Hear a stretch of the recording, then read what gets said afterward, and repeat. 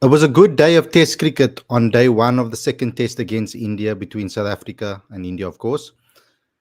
And even though it was a good day, there are some disappointments that I have going into this particular match and to talk about this match because there were a couple of things that I was a little bit disappointed about when it comes to this particular game. But we are going to be talking about everything on the show. We're going to be talking about the inning so far. I mean, at least we survived day one with batters still at the crease and wickets in hand. I think that's probably the most positive thing about the whole day's play is that there are still two batters at the crease, two players that can bat, and we have some wickets in hand. So those are things that we can take as positives for this particular match. So let's get straight into today's show. But before we get going, before we get started, please subscribe if you're new. Click that notification bell for all future videos.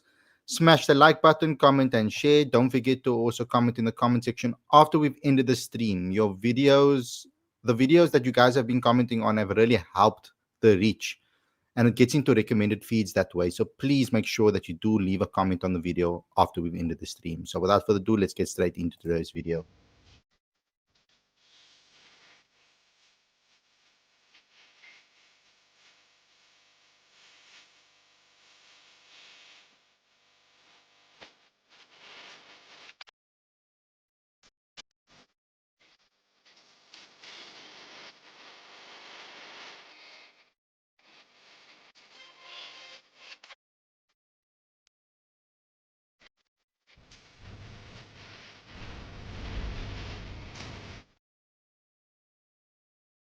Afternoon, everybody. Sorry, welcome to Cricket Fanatics Magazine. This is your review show. I'm your host, Khalid Mohideen. And today we're going to be discussing what happened on day one of the second test between South Africa and India. Guwahati was the place that they played, and there was a lot of talk about the wicket. But the main thing for South Africa was to win that toss, and win the toss they did. We put ourselves into a decent position. We had a very good start, actually, when I'm talking about this game. Aiden Markham looked really good. Ryan Rickleton looked really good. But why is it that we always get ourselves into situations where just before a break we lose wickets? Now, this is a common thing that happens in all 4-day cricket, I guess, and I think it happens in all cricket around the world. Normally, before a break, before lunch, before tea, before the end of play, wickets fall. Just something about that period that is a hot spot for or a hot period for bowlers. But they got us off to a good start, and I can't really criticize them too much. It was very difficult to bat this morning. And just when the wicket was starting to get a little bit easier to bat on, Aiden Markham goes and loses his wicket, 82 for 1 at that stage. Broke a 82-run partnership. It was very good. They go into the break, and then Ryan Rickleton shortly after the break loses his wicket, 35. Now that's two informed batters now that have their eye in that lose their wicket. Gave South Africa a hell of a lot of work to do for the rest of that session. And Tristan Stubbs was brilliant. Themba Bavuma was brilliant. Both of them were excellent in an 84-run stand that took South Africa past the 150-run mark. It was a very good performance from the both of them, and I was really happy with the performance. But then Themba Bavuma goes and plays a shot that wasn't necessary and fell for the trap, the mid-off trap. Hit the ball straight into the fielder's hands. He goes out on 41. Okay, then Tony Dizorzi comes out and we start rebuilding again. Tristan Stubbs then loses his wicket on 49. Played such a good innings, deserved a half century, and then goes and edges it to the keeper. He was very disappointed. Even in the post-match, he was very disappointed. I was very disappointed because I was hoping that he would kick on. Then Tony Dizorzi and Vian Mulder were at the crease. Vian Mulder then similarly fell for that mid-off trap. He went out for 13. And then Senator Mutasame and Tony Dizorzi took us deep, past the 200-run mark. Good little partnership they put on together of 40-odd. And there was hope, and I was hoping that we would look good. I'm gonna say though, I think what happened with Tony DeZorzi was unacceptable. Maybe I'm being a little bit harsh here, but I don't think that was fair at all on him. First, they were contemplating whether the light was good or not for them to continue the day's play, right? So if you're considering whether you should come off because of bad light, how could you possibly allow the team, as umpires, allow the team to take the new ball? And then still let Seamers bowl as well. Tony loses his wicket off an edge, played really well actually, and then four balls later, they call the day's play. So I don't understand how that was allowed by the umpires. I think that was very unlucky and unfortunate for Tony DeZorzi, who was a key player for us. But that's the negatives out of the way. We got to 247 for 6, and Senator Mutasami was brilliant as well. He looked so comfortable at the crease. You can see now why so many fans wanted him in the last test to be selected. He was brilliant, and he deserves the credit. Now, Calvarena, he's been getting a hell of a lot of backlash from fans. There's been a hell of a lot of negativity around him with regards to the fans.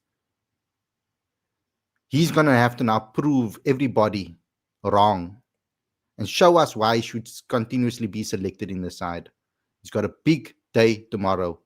We must try and bat until lunch, because obviously the sessions have been switched around. It's tea first and then lunch. So I'm hoping that we can get past lunch or close to lunch, put on at least 300 on the board. That would be amazing. If the last few batters can really help us get there. We need a big score from Mutasami, a big score from Calvarena. And they have all the talent and the ability to be able to do so. So I hope that they can get us there. So that's what happened in the day's play. Kuldeep was brilliant, by the way, 3 for 48, I think it was. Yeah, he was very, very good. We struggled against him again. He bowled really well. So now let me get into your comment section and see what you guys have had to say. The Sad Drag says, really good day of test cricket. Temba and Vian did not execute properly, but the shots were on. Tony DeZorzi needs to work on his new ball game, as he often falls to it. Sen showing a really good application. Alvin says, runs on the board, made sure we won't dismissed for cheap. We weren't dismissed for cheap. I think we're doing well. Indro by 594 says South Africa early 30 runs short. Wesley says the problem is Corbin and Senaran were meant to be horses for courses players, but they are outperforming the regular players. And now every time they get dropped, it looks hella awkward. Alvin says, looks like the wicket is hard to come by. First 2 sessions could have been wicketless, to be honest.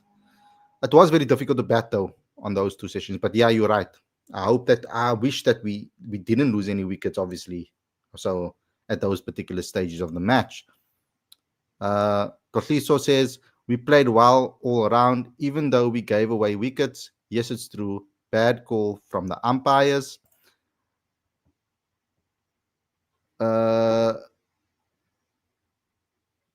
Shagavara off says, Motasami is great player, improving a lot. South African conditions has not shown his true potential. And Alvin says, I said the same thing, that was unfair, letting Seamers have a go that time of the day. Temba again with an elbow injury, says King JLJ. But you can't be like almost like blaming Temba for that. I mean, the ball struck him on the elbow.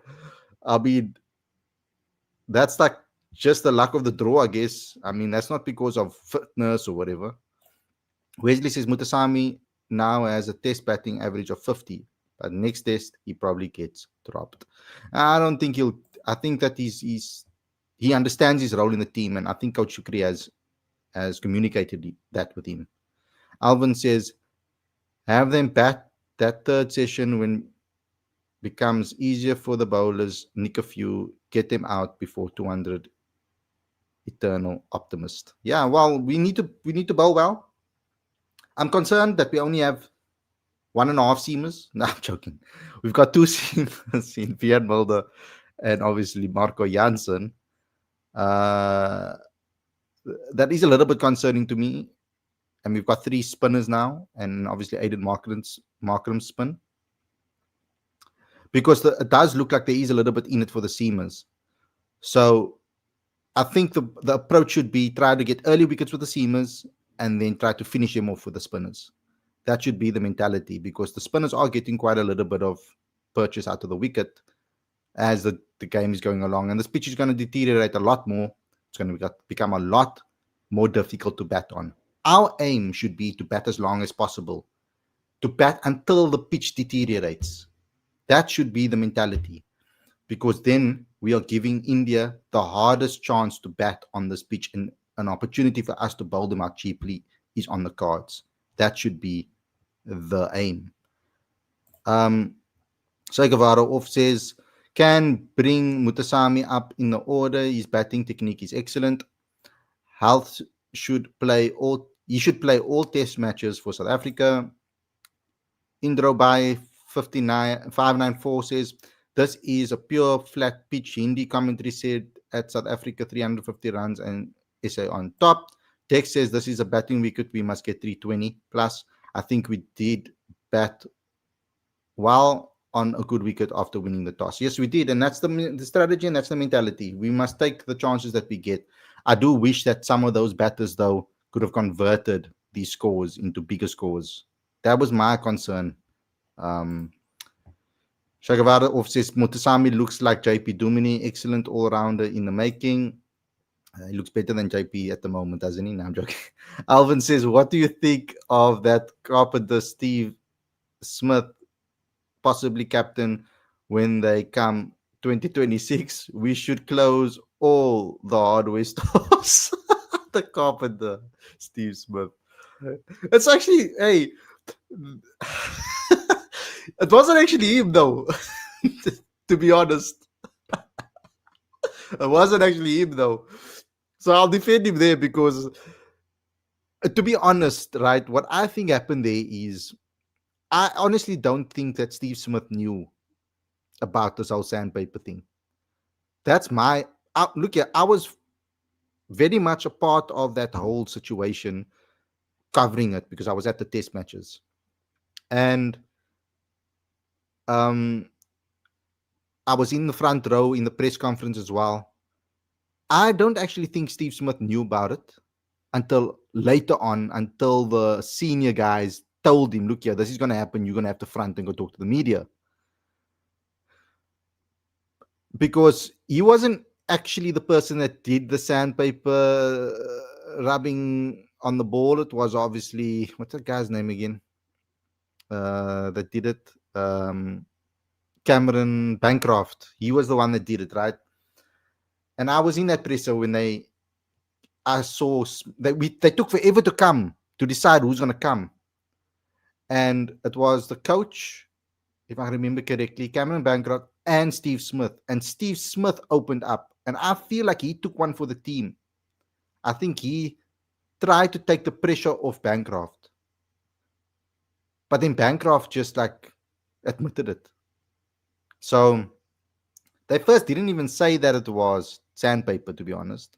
They said that it was yellow tape that they use for their pads and stuff like that, with a little bit of sand granules or whatever, or dirt granules that was on the tape. And they were using that to rough up the ball. And then it came out that it was actually sandpaper. So yeah. Indro by 1594 says, Stubbs, why not select in ODI and Luandre? Please reply. What's the reason? I don't know what the reason is, to be honest with you. Those teams have been revealed. The squads for the India ODI tour and T20 tour. And I was quite shocked by some of the decisions made by Coach Chukri for this one. Quite ruthless, actually, to be honest with you. when I look at it, because let me just read it out. So the major news, obviously, the big breaking news of this whole thing was that let me just bring up the story for you guys on the screen so you can read it, so I can read it out to you. Because I didn't do a show on this, but I did put a short out on it. There were some things that I was quite shocked by. Firstly, the return of Anrik Nokia. Now I know he's been playing for the Dolphins, so he's getting some action. But this is the press release. Let me just read it to you. Cricket South Africa's men's selection panel has confirmed full-strength squads for the upcoming White Ball series against India, featuring 3 ODIs and 5 T20Is across 9 cities.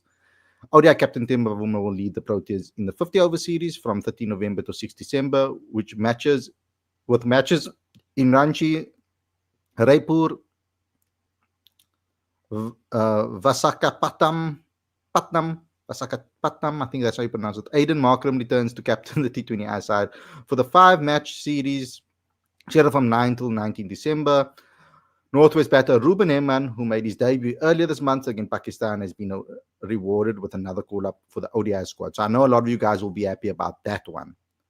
Then in the T20I group, Anrik Nokia makes his welcome return. The Hollywood Bets Dolphins fast bowler last featured for South Africa in 2024 ICC Men's T20 World Cup final in Barbados.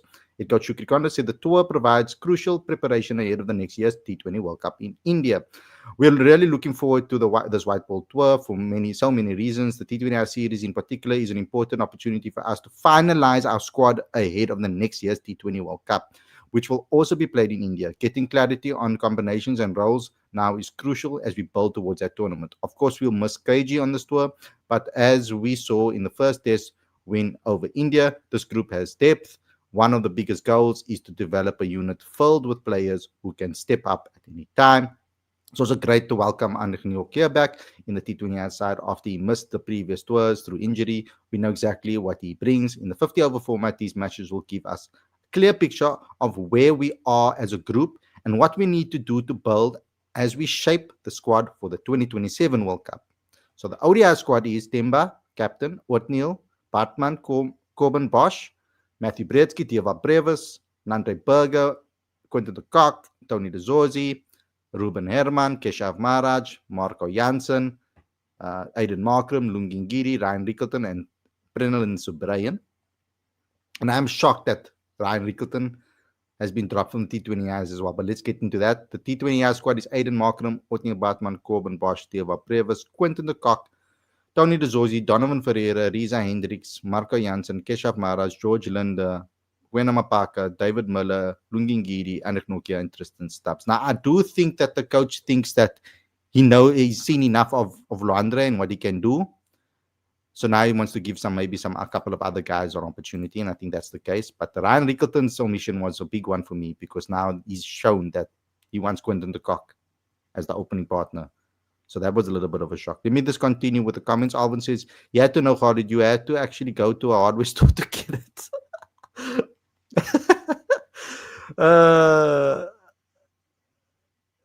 You guys have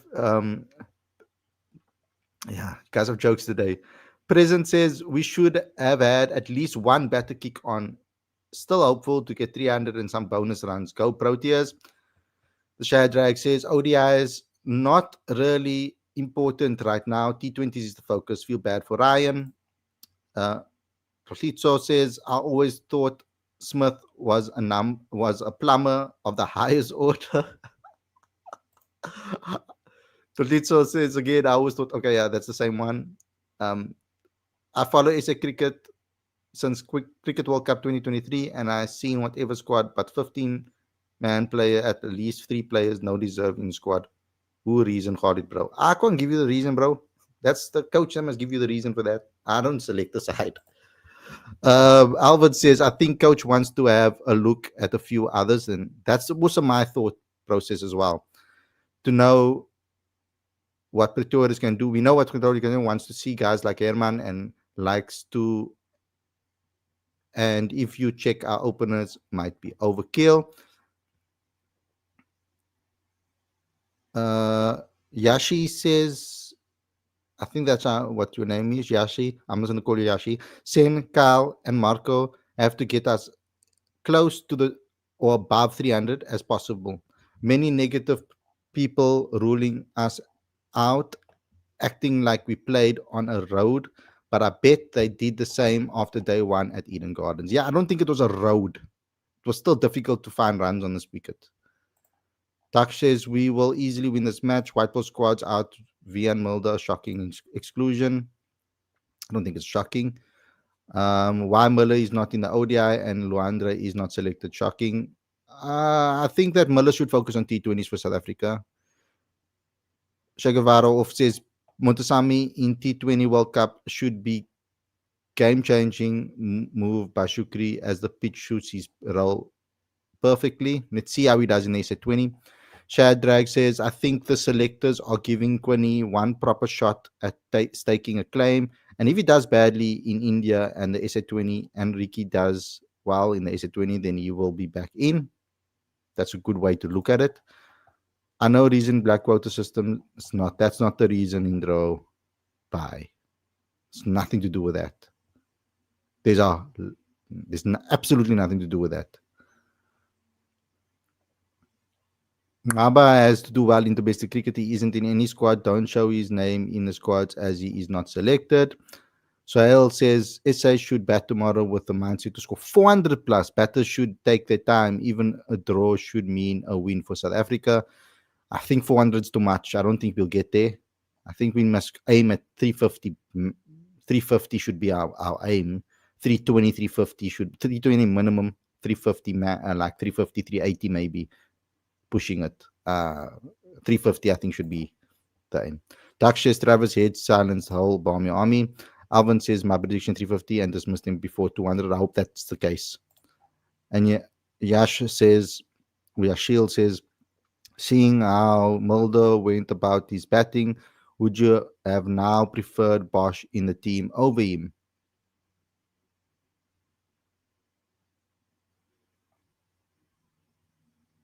I probably would have actually. But I said that I would rather have had Bosch. If Mulder's not going to bat at 3, where Coach Shukri said he must bat, wants him to bat, I would have preferred Bosch on this wicket, actually. I think he would have gotten more. He'll get more out of this wicket. But hey, Mulder might prove me wrong tomorrow or on day 3 if we can last the whole full day tomorrow. But he might prove me wrong and then end up getting like a lot of wickets. Kyle needs some domestic matches. He's in poor nick. Touches. No one talks about Perth pitch as they are seamless conditions. This match is even smaller than Eden Gardens. Yeah. Anyway, guys, thanks a lot for watching. Hope you guys enjoyed this episode. Don't forget to smash the like button, comment, share, and subscribe. And click that notification bell for all future videos, please. Smash the like button, comment, and share. And don't forget to comment in the comment section after we've ended the stream, please. I really hope that you guys enjoyed this episode. And I'll see you again tomorrow with another review show. Stay safe. Enjoy the rest of your day, guys, and your weekend. Peace out.